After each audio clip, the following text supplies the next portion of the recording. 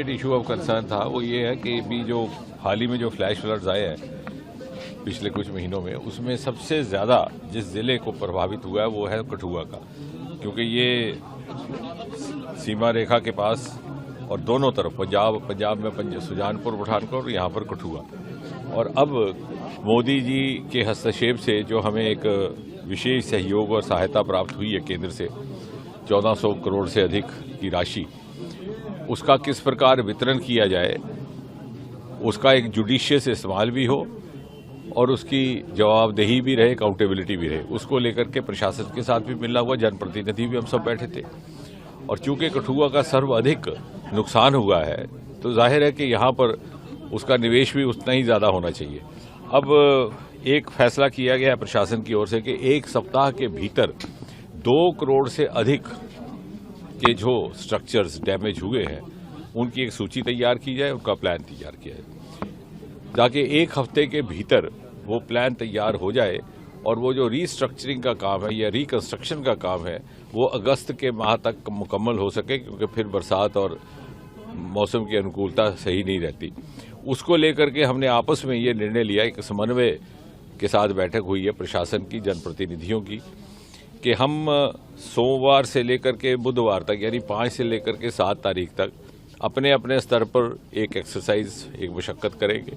कुछ हम आइडेंटिफाई करेंगे स्ट्रक्चर्स जो हमारे क्षेत्र में हैं या हमारे पास जनता की ओर से सुझाव आए, कुछ प्रशासन के भिन्न भिन्न जो संबंधित विभाग है वो एक सूची तैयार करेंगे। उसके बाद फिर हम एक बार इकट्ठा बैठ करके आपस में देख लेंगे कि कौन कौन से स्ट्रक्चर्स उसमें शामिल हुए, कौन से और होने चाहिए, ताकि कल को ऐसा ना हो कि ये समय सीमा गुजर जाए और हम उतना उसका लाभ ना ले सके जो मोदी जी ने हमें सहयोग पहुंचाया है। लोगों को घरों को बनाने के लिए भी बात, लोगों को घरों को बनाने की वो अलग फंड रहेगा, वो तो SDRF और जो बाकी की उनको सहयोग उपलब्ध करवाया जाएगा। लेकिन ये जो विशेष एक अलग एलोकेशन आई है ये अधिकतर पब्लिक स्ट्रक्चर्स के लिए, क्योंकि बहुत सारे स्कूल की इमारतें हैं, बहुत सारे पुल हैं, सड़कें हैं, उनको लेकर के, और वो भी सबसे ज़्यादा यहीं पर। इसके अतिरिक्त एक सुखद समाचार ये है कि गवर्नमेंट मेडिकल कॉलेज कठुआ में अब एक MRI की मशीन इंस्टॉल हो रही है और मुझे लगता है कि जम्मू के बाद ये पहला ऐसा ज़िला होगा इस क्षेत्र में जहाँ पर।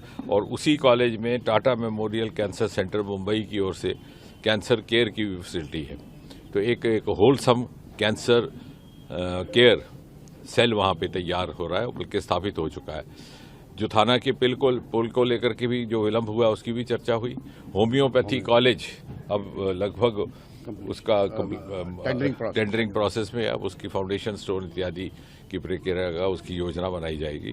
और कुल मिलाकर के कठुआ जिला में जिस प्रकार से पिछले दिनों में विकास के कार्य हुए हैं उसमें थोड़ा सा हमें सेटबैक हुआ है फ्लैश फ्लड्स की वजह से, उसकी कैसे भरपाई की जाए उसका जिक्र हुआ। उज्ज मल्टीपर्पज़ प्रोजेक्ट रिवाइव हुआ है, उसके लिए भी मोदी जी का धन्यवाद करना है। 100 साल पुराना वो प्रोजेक्ट था। अब जो अतिरिक्त पानी होगा पाकिस्तान ना जा पाए, क्योंकि अब तो वो ट्रीटी भी रद्द कर दी गई है, उसके लिए कैनाल सिस्टम बनाने की योजना बन रही है, ताकि कुछ एक पानी अतिरिक्त का इस्तेमाल जम्मू कश्मीर में हो जाए, जो उसके अतिरिक्त बच जाए तो जो पड़ोस के राज्य हैं हरियाणा, राजस्थान इत्यादि वहाँ जा सके। और इसी तरह से छत्तरगला का टनल जो एक अल्टरनेटिव हाईवे होगा उसकी हमें मंजूरी प्राप्त हो चुकी है। नेशनल हाईवे अथॉरिटी उसको टेकअप कर रही है। हालांकि उसका DPR पहले BRO ने बनाया था, लेकिन उसका बजट बहुत ज़्यादा बढ़ने के कारण अब NHAI में होगा। और धार रोड जिसकी बड़ी पुरानी मांग थी, क्योंकि धार रोड 60 साल पहले बनाई गई थी BRO द्वारा। अब उसमें क्या था कि BRO को हम बार बार ये आगे उनके निवेदन रखते थे कि भाई इसके वाइडनिंग का काम किया जाए, लेकिन उनके मापदंड में शायद उस तरह का प्रावधान नहीं था।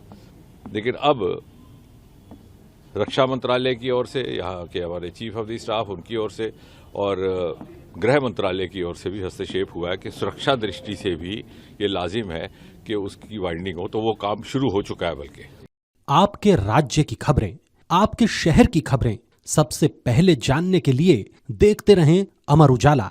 चैनल को सब्सक्राइब जरूर कर लें और पाएं हर अपडेट।